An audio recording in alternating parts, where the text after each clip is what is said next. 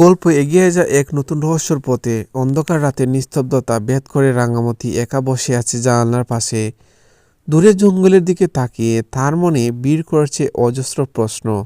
সে কি সত্যিই একা লড়েছে, নাকি তার ছায়ার আড়ালে অন্য কেউ খেলছে ভয়ঙ্কর এক খেলা? সত্যজিতের কণ্ঠে উদ্বেগ। তোমাকে আরও সাবধান হতে হবে। কেউ ইচ্ছা করে তোমার পরিচয়কে গিয়ে বিভ্রান্তি ছড়াচ্ছে। রাঙামতি চোখে তখন দৃঢ়তার ঝিলিক। সত্য বের করতেই হবে। এদিকে অঙ্গরের মা সারা রাত ঘুমাতে পারেন না। তার মনে আতঙ্ক। ভিডিওতে দেখা মেয়েটি খেয়ে কেন সে রাঙামতির মতো দেখতে?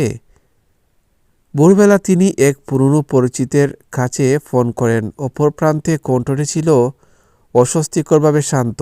কিছু বিষয় জানা ভালো, কিছু না জানাই ভালো।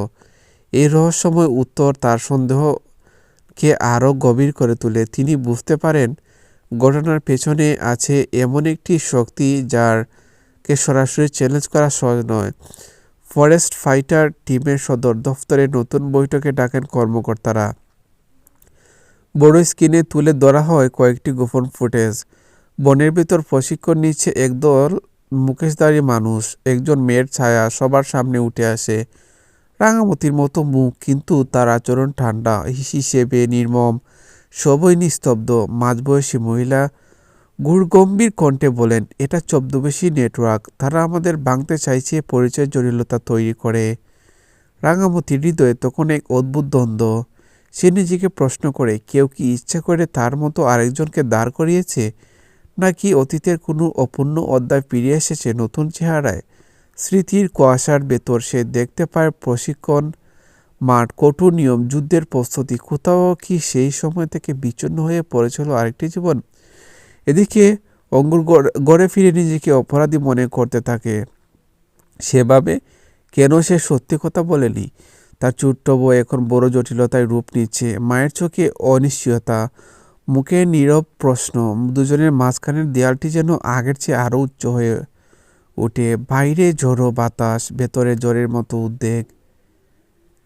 ঠিক তখনই হঠাৎ সত্যজিতের হাতে আসে একটি অচেনা বার্তা। মাত্র 3টি শব্দ, ও তোমার ছায়া।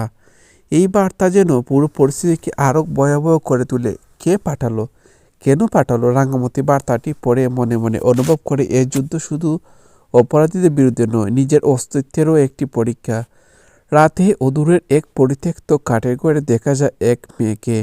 ধনুক হাতে, মুখে শান্ত কিন্তু বিপজ্জনক দৃঢ়তা। দূর থেকে তাকিয়ে থাকে সে। নিজেই নিজেকে বলে, সময় এসে গেছে। তার চোখে এক রহস্যময় সংকেত, যেন আগামী মুহূর্তে শুরু হতে যাচ্ছে মুখোমুখি সংঘর্ষ। রাঙামতি কি নিজের মতো দেখতে এই অচেনা ছায়ার সত্য জানতে পারবে, নাকি এই পরিচয়ে গোলকগাথার আরও পেশে যাবে? বন্ধুরা, পরের পর্বে সত্যের দুয়ার খুলবে আর গল্প মোড় নেবে আরও তীব্র উত্তেজনার দিকে। পাশে থাকুন আর অপেক্ষায় থাকুন নতুন টুইস্টের জন্য।